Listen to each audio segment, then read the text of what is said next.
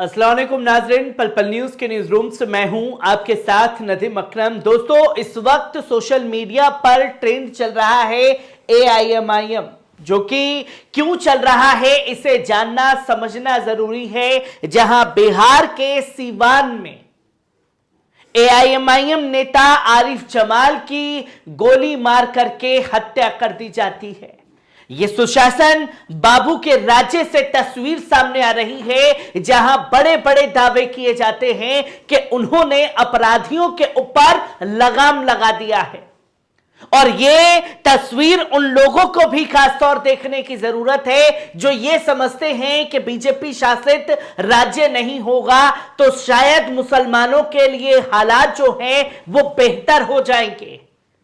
सत्ता चाहे बदल जाए किसी भी राज्य में, अगर कुछ नहीं बदलने वाला है तो वो है मुसलमानों को लेकर के बदलते हुए हालात। जहां एक एक कर इस तरीके की खबरें जो हैं लगातार सामने आ रही है। अगर मुस्लिम महिला पासपोर्ट वेरिफिकेशन के लिए थाने जाती है तो दरोगा सीधा गोली मार देता है। और ये बीजेपी शासित राज्य ना होते हुए भी इस तरीके से हत्या जो है कर दी गई। जहां बिहार के सीवान में इस घटना को लेकर के जनता में उबाल है।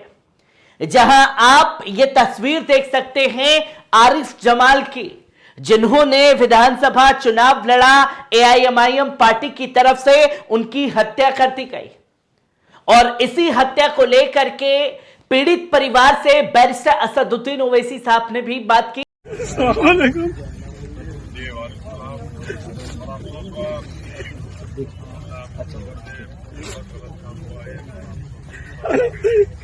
क्या बहुत बहुत बहुत जुल्म किया गया सबसे अफसोस बोलेंगे 3 बच्चे मेरे में छोटे होता है, पुलिस को बोलेंगे 3 बच्चे मेरे में छोटे छोटे। जी सलाम वालेकुम, मैं बड़ा भाई बोल रहा हूँ कैसर जमाल। हाँ वालेकुम सलाम भाई, आप जी जी जी जी हाँ, बहुत जुल्म हुआ, बहुत जुल्म हुआ। बहुत बड़ी तो जंगल राज हो गया है। जी जी जंगल राज हो गया, कोई डॉक्टर कुछ नहीं था सरकारी अस्पताल में। हमारे पास अखबार नहीं है कि कैसे आप अल्लाह ही जानता है। तो हम तो आप भाई के साथ खड़े हैं और इंशाल्लाह कर रहेंगे। आप जी इंशाल्लाह जी इंशाल्लाह लड़ाई लड़ना है, करेंगे। छोटे छोटे 3 बच्चे भी हैं सर।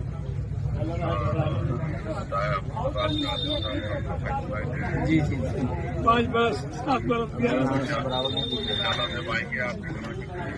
जी इंशाल्लाह इंशाल्लाह।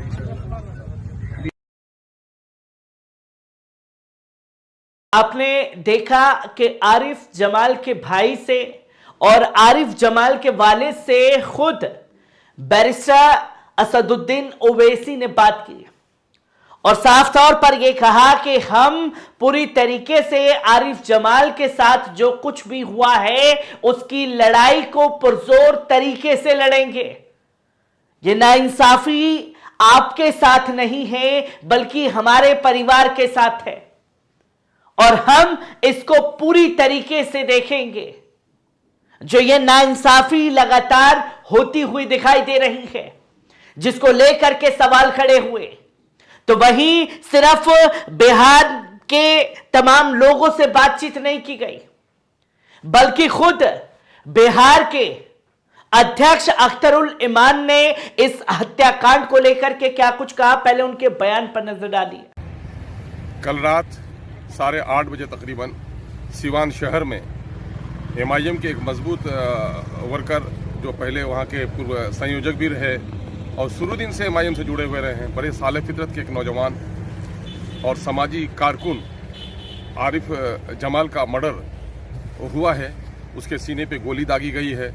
ये बिहार सरकार के लॉ एंड ऑर्डर पर एक बड़ा सवाल खड़ा करता है। आया ये कोई सियासी अदावत या दुश्मनी है या समाजी तनाव? पुलिस फौरी तौर पर इस पर कार्रवाई करे। अब तक किसी की गिरफ्तारी अमल में नहीं आई है। पुलिस के जिम्मेदार अमला अब तक एक्टिव नहीं हुए हैं। मैंने एसपी से बात करने की कोशिश की, नाकाम रहा। मैंने डीएम सिवान से गुजारिश की है कि इस पर फौरी तौर पर कार्रवाई कराई जाए। हम अपने तमाम तरह एमआईएम के वर्करों से मरहूम की मग़फ़िरत की दुआ की गुजारिश करते हैं, संयम बरतने की बात कहते हैं और अपना एहतजाज भी दर्ज कराएं।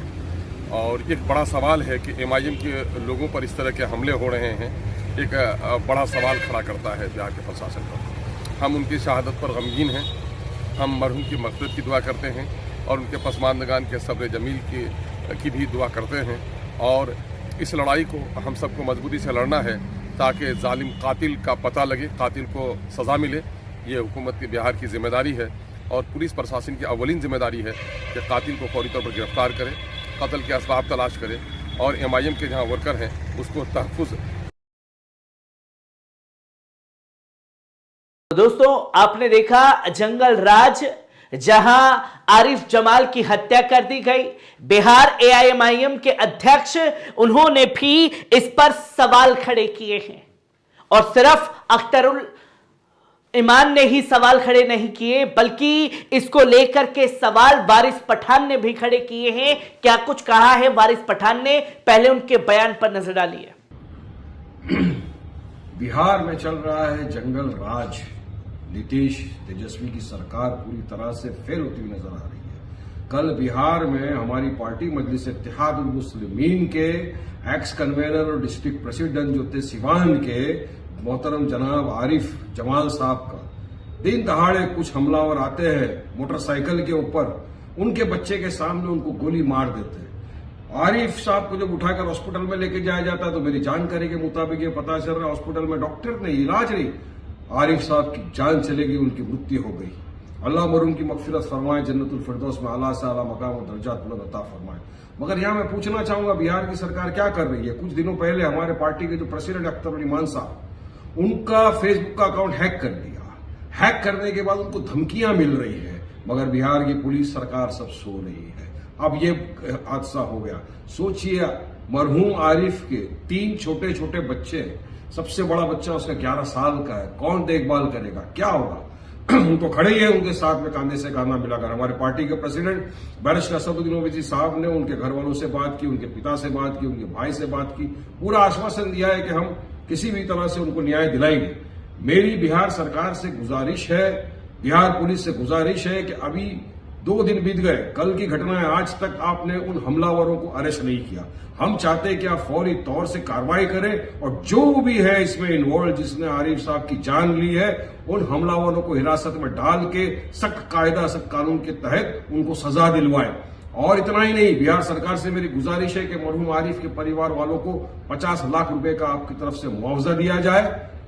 और बात नंबर 2, ये जो लोग हमारी मजलिस की आवाज को दबाने की कोशिश कर रहे हैं, मजलूमों की, दलितों की, मुसलमानों की जो आवाज है उसको जो दबाने की कोशिश कर रहे हैं ना, तो मैं उन नफरती चुट्टुओं को इस माध्यम से मैसेज देना चाहूंगा कि आप मजलिस की खूबसूरती को नहीं जानते।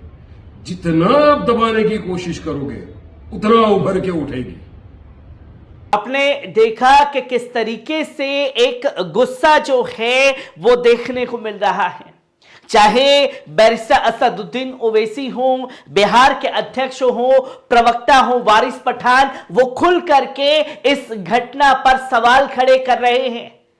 और जंगल राज से आती हुई तस्वीर जहां मुस्लिम नेता की हत्या कर दी जाती है, उसको लेकर के सवाल भी खड़े किए हैं। जहां आज तक ने बताया कि सिवान में एआईएमआईएम के जिला अध्यक्ष आरिफ जमाल की गोली मारकर हत्या कर दी गई है। खबर के बाद से जो है इलाके में तनाव का माहौल भी साफ तौर पर देखने को मिल रहा है।